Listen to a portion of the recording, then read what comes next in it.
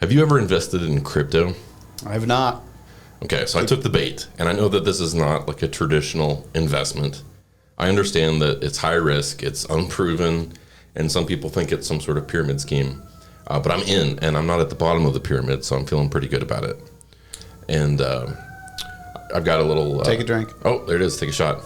I've got a little bit in this thing called XRP. Don't know what it stands for. Don't really even know how it works exactly, but I think I'm up about $1,000 right now. So I'm feeling really good. And I read that just today, a very historic moment for cryptocurrency, Bitcoin is now over $100,000 per coin. Are you familiar with Bitcoin? Yeah, actually, my son Jack has a Robinhood account, and he has been trying to buy it on there. Okay. Now, did he get in early, or is he one of the many speculators that sees the attention it's getting currently?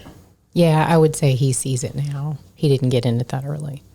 There's one coin that's trending, and one of the things that happens with cryptocurrency that I think is kind of funny is meme coins. Do you know about this? No, I don't. Folks will spin up some sort of coin, and I don't know how you would create your own coin. I think this is beyond my nerd prowess, but there are coins that mimic internet phenomenon. So the one that became really popular was Dogecoin. Doge is the meme of the little dog that was, do you know the breed? Yeah, I don't know the breed, but yeah, I know what you're saying. Yeah, I get accused of not knowing things a lot. So I have heard the word, but had no idea what it meant. So there's one that's trending right now, and I think it's hilarious. We have Bitcoin. Now we have Tuah coin. Oh, now I know all about that. I have seen the video. Tuah or Tuah coin? Tuah. You gotta give him that Tuah and spit on that thing. You get me? I've seen all the videos. And I want to propose that we call it something. Yeah, do it. Spitcoin.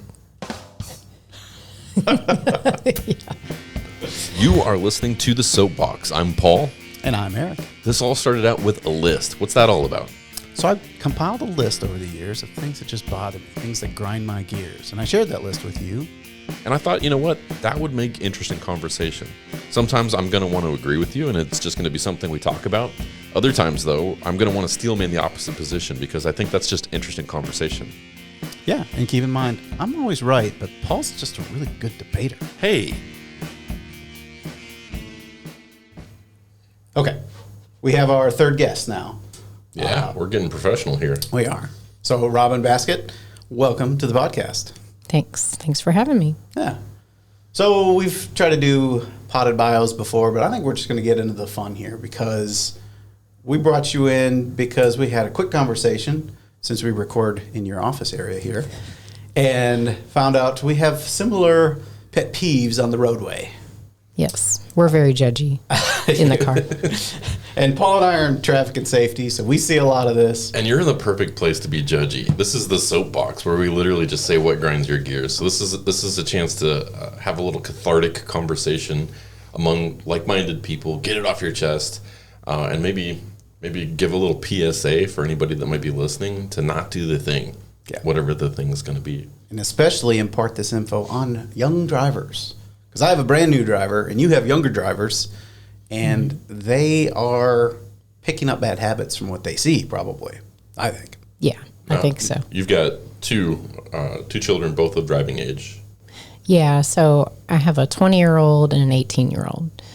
And I've taught both of them how to drive. The oldest one had kind of a unique experience because he was actually on his permit during COVID when no one was out on the roads. Uh-huh. And so then when the second one was in the car, it was a completely different driving experience.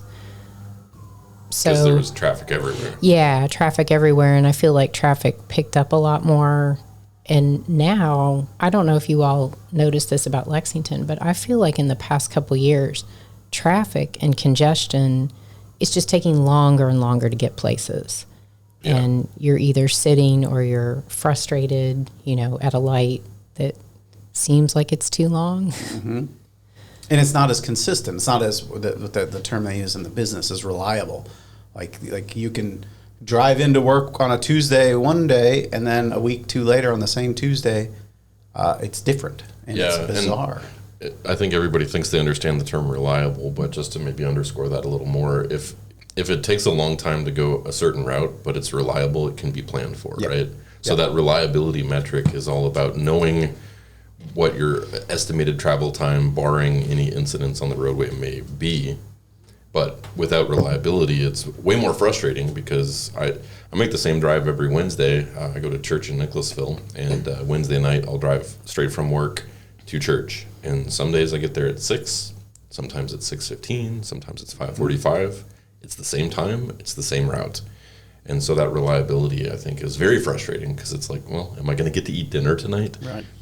Yeah. Yeah. So one of the things we talked about ahead of this was four-way stops. Do you have a gripe about drivers and four-way stops? Yes, definitely. And so that's a really hard thing to teach a new driver. And so the interesting thing in my family was my younger one has always been a little more of a risk taker. So we just assumed that when he started driving, he would just get in the car and go, and he'd kind of have a lead foot, but he has actually been the more cautious one. And so for a while, he wanted me to narrate my decision making as I was driving so he could learn, because he was very, very insecure about, stop signs and four-way stops, flashing left yellow arrows. That was another one. So I would notice that I'd come to these four-way stops and I would have to explain to him how I knew when it was my turn. And so very quickly the judgment came in, and he's like, wait, that guy. No, you were here first. I'm like, yeah. And he's like, so what do you do? I'm like, well, you can't just pull out. You have to let the guy go. And then you use American Sign Language.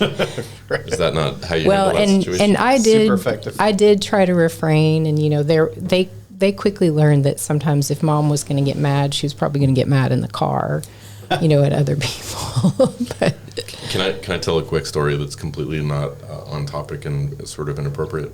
Is it a rabbit trail? It is. This is a rabbit trail, not a rabbit hole. Go ahead. So when my daughter was learning to talk, and she started talking at a very young age, so she was about 18 months old, I was driving and I had some encounter where some lady cut me off, like she entered the line of traffic. I had to just hammer my brakes. And then she proceeded to drive slower than I was going. And if she had just waited for me to pass, there was nobody behind me. So she could have gone the speed she was going without interrupting me, but she just did, because people are horrible. Yeah. And I don't know why I said it, because I'm not in the habit of saying this usually, but what came out in my moment of anger was hooker. Right? And I felt like that was a sort of muted swear word. My kid's in the back. But I said it with such emphasis, such passion, that she thought this is a word of power. And from the back seat, I hear my little 18-month-old going, hooker, hooker. No, don't repeat that. Ah! Undo. that's a good one. So yeah, I think the car Well, it is like could the have been classic worse. place to get angry, because you're contained, you're by yourself, there's no social norms, and you're surrounded by idiots who could kill you. Well, there's the whole Mr. Walker, Mr. Driver cartoon. You guys remember the goofy? He is this super pleasant, wouldn't even step on an ant. Yes. Nice guy. Oh, and yeah. He gets behind the wheel and it's road rage. And, Reg has us watch that for the safety course he teaches. It's really funny. That's fantastic, and it's very like 1950s, Yeah. like retro. So it has a nice aesthetic. Yeah.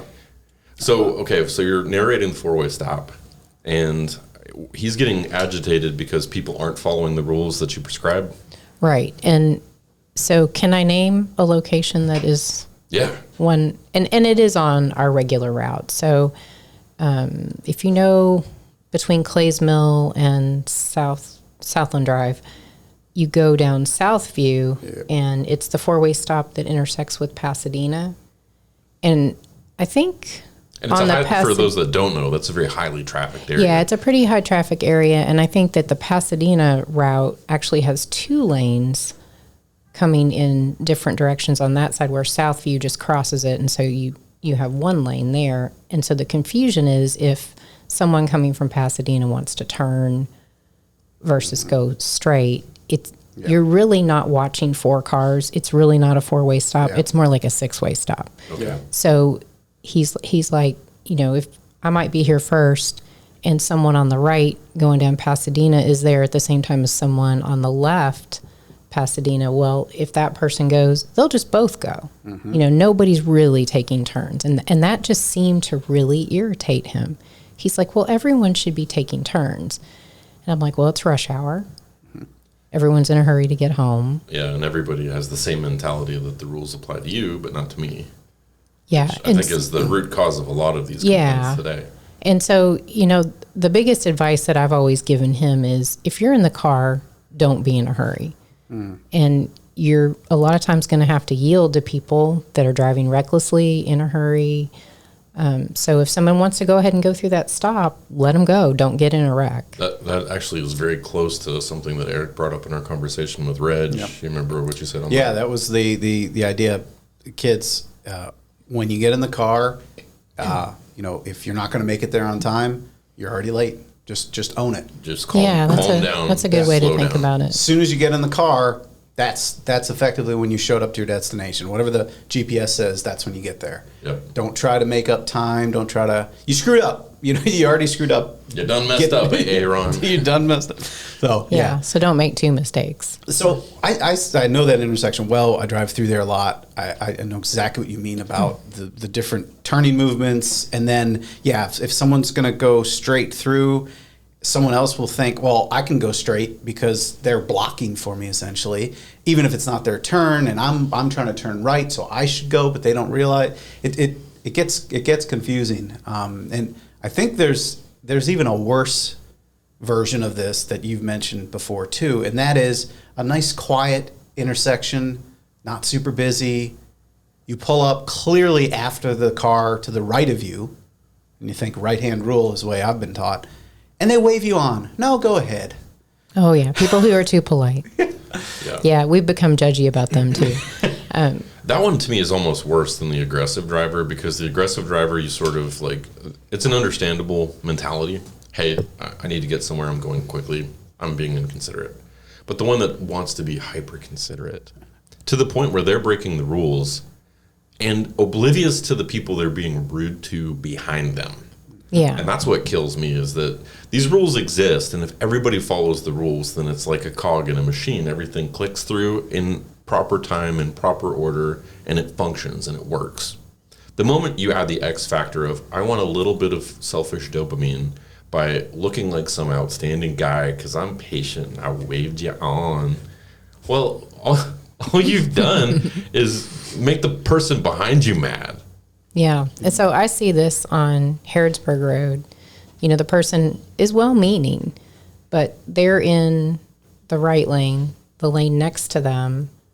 You know, they can stop and let you go, but there's still traffic going in the lane next to them. And then the person that's letting you go is getting upset. They're like waving you. Like, well, there's another lane next to you. Mm-hmm. Like, they don't notice that that's going on. Have you ever waved them back and tried to get into sort of a competitive waving standoff? No, I've never tried that. So there is somebody we work with, and I won't say who, but you might know this individual. Doesn't matter how many email exchanges you have with this person, they have to be the last one to email you. Do you know who I'm talking about? Don't name names. There's a couple people that I think could do that. There's one in particular. It's almost compulsive, and I tried one day to just see how long I could draw it out. And I think we had like 5 different emails back and forth. All right, thanks. Thank you. Great. Super.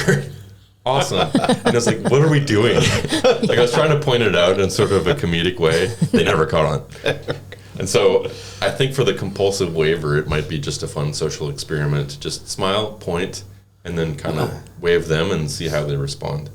I do love the little dance that happens when someone's trying to wave you on, and then you wave them on, or you wave at the same time, and then they're like, okay, fine, I'll go. And then the other car, okay, fine, I'll go. And they start moving, and you start creeping, and it's just and like now this. Now nobody knows whose turn it is. And then finally, somebody has to just say, later, hooker, I'm going.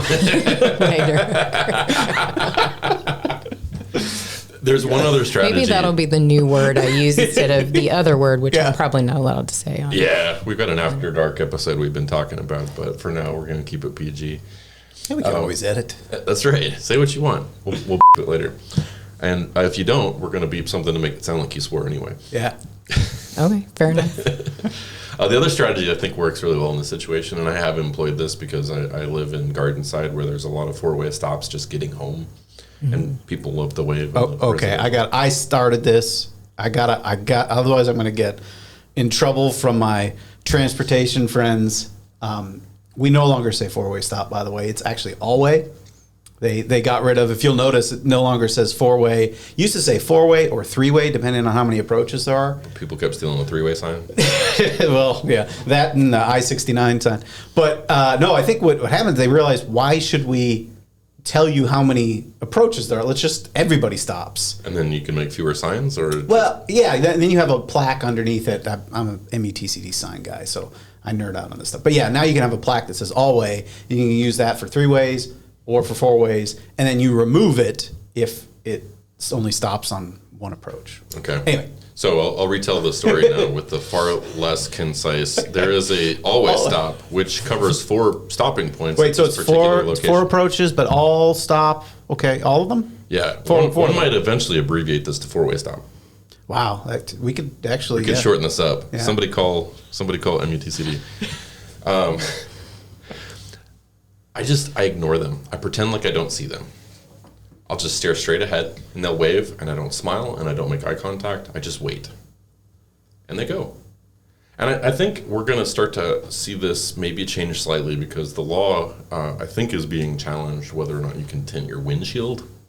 Have you guys heard about this? You can't, you're not supposed to have them in the front, right? Currently. That's being challenged right now.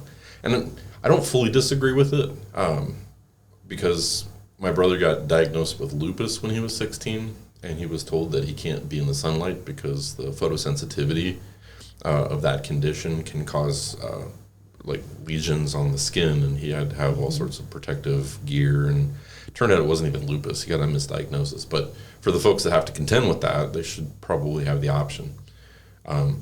There's a safety component as well. Officers wanting to be able to see who's in the vehicle, and you got to see who's waving you inappropriately at the always stop. Hey, seatbelt counters. Both of us have done that. Seatbelt. Yeah, I think this is where this came up. That would make it a lot more complicated. Oh, it already is difficult and becoming more so. But yeah, if you just ignore them, just pretend like you're tinted, you can't see them, or they can't see you. I feel like I feel like I use the same hack when I'm a pedestrian and it looks like a car is going to let me go, and it's going to slow down traffic, and I don't want to bother with it. I'll be looking at my phone, look at my watch, but I won't make eye contact. Hopefully they'll just go. Just another way of like, don't be nice. You're just going to get rear-ended, or Yeah, or I'm not going to acknowledge your attempt to feel good about yourself, Yeah. so you can't have it. So just go ahead and do what you're supposed to do. And I don't know. I think if other people employed that strategy, that could work across a lot of different domains then, because it's not just the always stop. It's not just the whatever. It can also be road rage. Somebody's really mad. You don't escalate. You just let it happen. Because I had a road rage incident when I was 18, 19 years old here on campus. Somebody rear-ended my car, pushed me into the intersection, and then luckily I didn't get sideswiped, but I did get hit again when the car behind them pushed them back into me. So it was like a double deal. And that was fresh in my head, and I was driving my mom's car while my car was getting sorted out, and this guy almost ran into me. So I honked, I yelled, I used American Sign Language, and the guy got out of his car at the next stop and very aggressively walked right up to my window and starts tapping on the glass and disparaging me in lots of different ways. And he clearly wanted me to get out, and he wanted me to match that energy. So I locked the door, I stared straight forward. Eventually he realized I wasn't going to engage. He got back into his car, and that was that. But just, I think don't engage is probably the safest for thing. your own personal safety, I would say. In this case, safety, but then also, I guess, just in general, if you see behaviors that you'd like to discourage, a lot of them are, I think, attention-seeking behaviors. Yeah. I thought a lot over the years. I think I've talked to Tony about this before, about being like vigilante traffic safety people where we'd have like paintball guns. And anytime someone did a certain thing, didn't use a turn signal, you hit them with the green paintball, they, mess up the Another four-way mark, stop. And then you just have like a shaming board where... They're called always stops now. Always, I said it again. I wanted to make it clear that I was to blame too. No, it's okay. Now it's in my head. I'm gonna just pick on you. Yeah, I have often wished that there was one of those like ticker tape readers on the back seat where you could type in, "Please get off of my bumper." Yeah. And then if they didn't do it, I will brake check you. Yeah. Let's see how good your reaction time is. But that's kind of fueling the fire. Oh, like the scene from Fried Green Tomatoes, where it's like, I'm younger and prettier than you. Well, I'm older and I got better insurance, and just smash it. Yep. Yeah, and I thought about the ticker tape thing too. And I thought about having like little like we've got the little buttons here, just buttons you could push that stand for different things, I like the buttons. Yeah. But I mean, and thinking about safety too, we don't want to be typing a message, but that opens up the question, what would it be like if there was inter-car communication available? Like what? Horrible. Oh, I know it would be horrible, but... You want to know, just get on the internet and read the comment section on anything. Wouldn't that be I think there'd be a lot of roadside fights. Yes. You'd see, pull over at the next exit. I want to meet you. Yeah. It turned into memes really quickly. Yeah. We'd have the Hawk Tuah button. The Doge. But, okay, yes. All right, I will uninvest in that investment opportunity then. Good call. Oh, yeah. Okay, anything else out there on the road that grinds our gears? So there's usually a lot of interesting behavior on New Circle in the morning, and we have to take New Circle. People speeding, weaving in and out of traffic. For our Jacksonville, Florida listeners, New Circle Road is basically the big ring around the city that basically connects all the major spokes on the wheel. Mostly non-signalized roadway. There was a little bit of developmental faux pas in one section that boogered that for everybody. But yeah, so this is the fast part that we're on. When I say fast part, it's divided highway. It's a little bit like it's not quite an interstate. I think the speed limit is 55. However, no one ever. It's not 70 or 80. It does have cable barrier though, which is kind of unique, where it's basically a high tension metal. I experienced that cable you barrier. did it? Yeah. Really? I was hit by an intoxicated driver. I don't know if this was drunk or if this was Paul drunk. has gotten in a lot of crashes in the 20 minutes we've been talking. I'm just saying. I'm just keeping track. I have been hit 7 times. 7 times? 7 times. 6 of them, 5 of them were women on cell phones. One was a dad chastising his kid, and one was this lady who was high or drunk or both, and came up behind me, and I thought she was going to hit me from the rear because I was actually doing the speed limit, and very quickly changed into the left lane, but changed so aggressively that she took her car off the roadway, then overcorrected into my driver's side and hit the door in the front quarter panel, bounced off of me, went off the highway again for a moment, and then overcorrected a second time and hit the rear door on the driver's side and the rear quarter panel, nearly totaling my car, which I was not happy about because this was a new car. So I maintained control. I pulled off, and she ended up tied in the middle on the median guardrail. And then I couldn't open my door because it was welded closed based on multiple impacts there. And she didn't bother to check on me. She just got out of her car when she realized that it was tied in the cables, and she just started running on foot. Thankfully, she left her purse with her ID in the passenger seat. So when the police caught up with her later, her story was, I looked around and I couldn't find him, so I went home. Yeah, and that's what they call an open and shut case. Yeah. Yeah, median guardrail. So I have a great appreciation for that on New Circle, and I'm also hyper aware of how ridiculous some of the drivers are. Weaving and speeding, New Circle Road. What else was there? We cut you off, I feel like. So Yeah.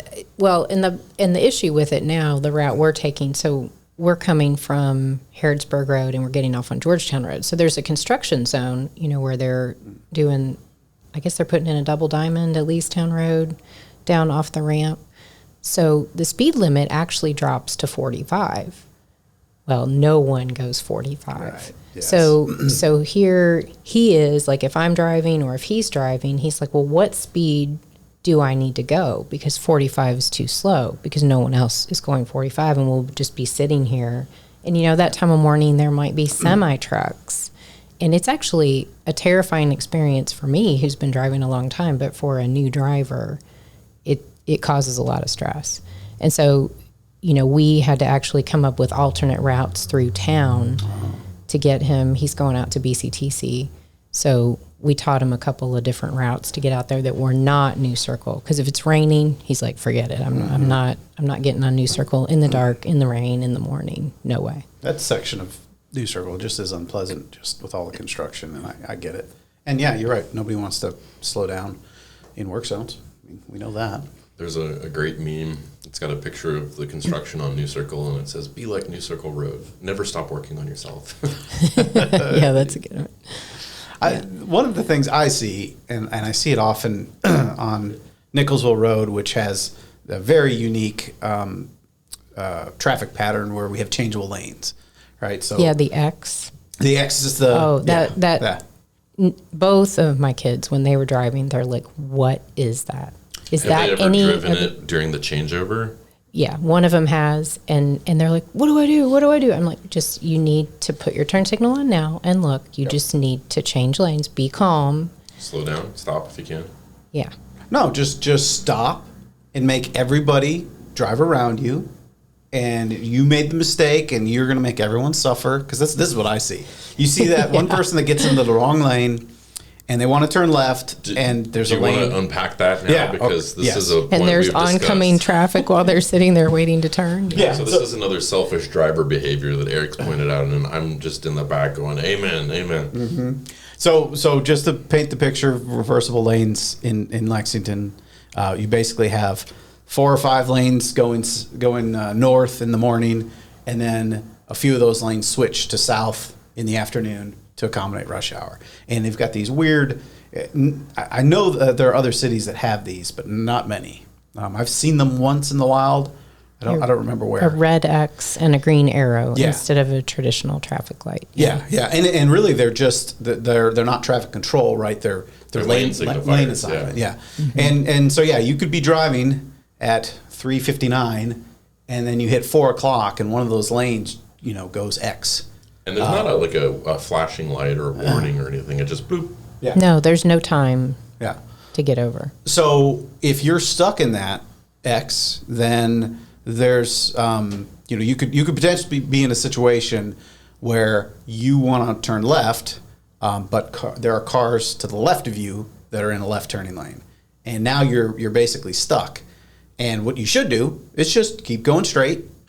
This would be a case where it went from an X to a green arrow. You should just keep going straight, turn around, and that's pretty easy. You take a left, cross 1 lane of traffic, 2 lanes of traffic, turn around, you're taking a right turn out, and then you're back to where you wanted to go. But no, these people, and I see it, monthly, they just stick to their guns. They stay right there. They try to sneak into a left turn when the other left turners go. But meantime, they're blocking everyone behind them, which removes the lane. Has a trickle-down effect, too. We did a little game that was sort of a simulator looking at traffic patterns, and if everything is moving optimally, then everything is moving at its quickest. But the moment you get that one slowdown, there's a downstream effect where even when you've sped back up, other people are still having to contend with the fact that they now have to also slow down because the whole momentum of the traffic flow has shifted. Mm-hmm.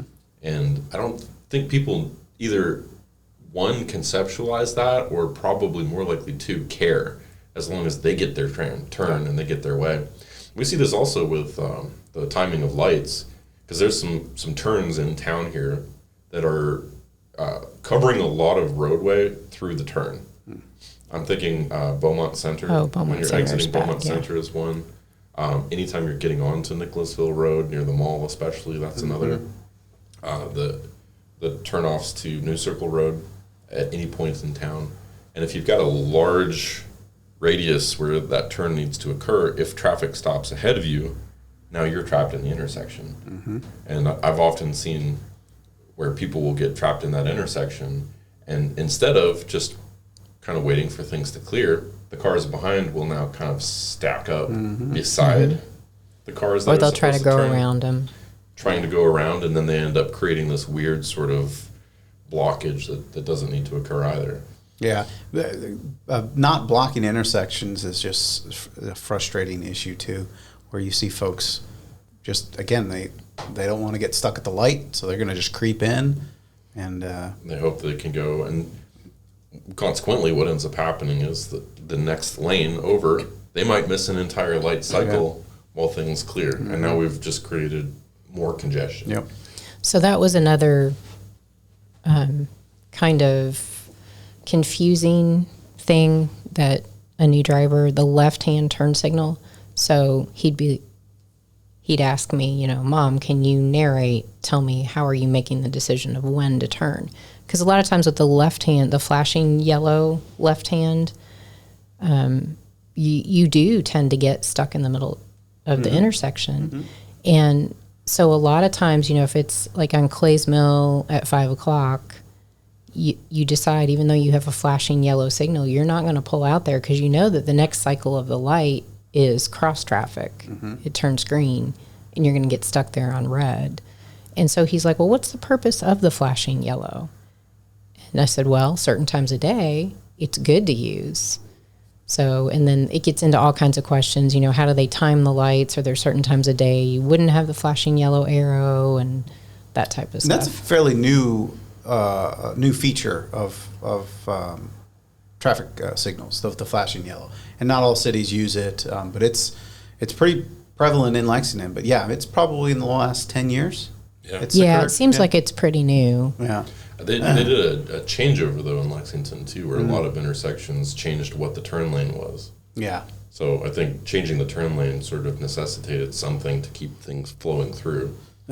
Yeah, I think it's somewhere in between the protective and the passive left turning phase, and it's a great idea because it's frustrating if you I think, and there's somebody listening probably that's a transportation. Correct us in the comments. Yeah. I'd love to see some comments. It's my understanding that the biggest reason you couldn't implement what we're talking about was the controllers they used, the 50/50s or whatever they used many years ago. That controller just didn't have a phase for that. So if you had a green arrow, then the only other option was red. So that if you have your own lane and you're there, that's what's called a protective phase. If it turns green, you can go. If the oncoming traffic is clear to go, you have to be red. And that just was a limitation of the circuitry and the software of the controllers. But then updated controllers came out and was like, hey, if you want certain times of the day or all the time, you can add this flashing yellow phase, which I believe doesn't kick in until after the green ball opposing.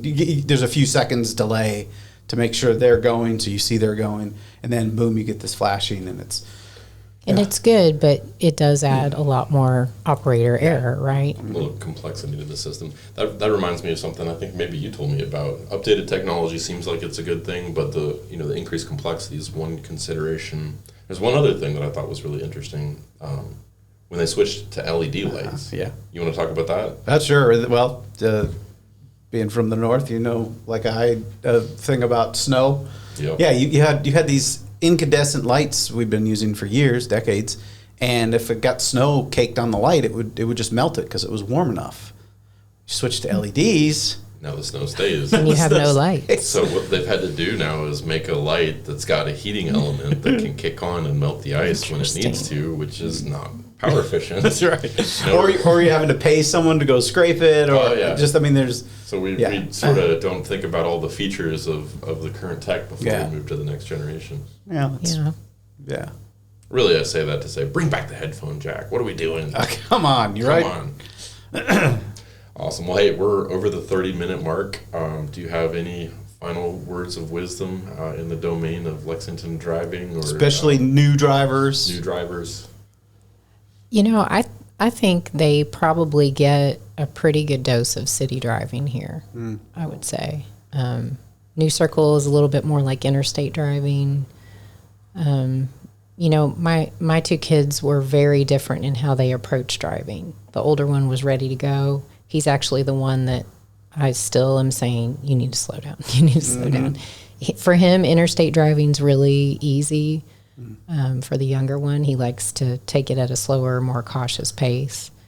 So I don't know. I think with new drivers, I had never really thought to explain my decision making when I was in the car because the older one didn't ask for that. But I think that if you have a nervous driver, that might be a good technique. And I like how you worded that, or was it your son that worded it that way? Like, hey, like narrate when you're thinking of doing things and what you're doing. Just the decision making process. Yeah. Because that's something in highway safety they tried to do is to split up the decisions. So they don't want you to merge and to turn and to do another thing. Try to split decisions up into individual things, and then it's a little safer and easier to think about. I think that's a great way to sort of cap it, because I know from my little 18-month-old in the back seat, they listen.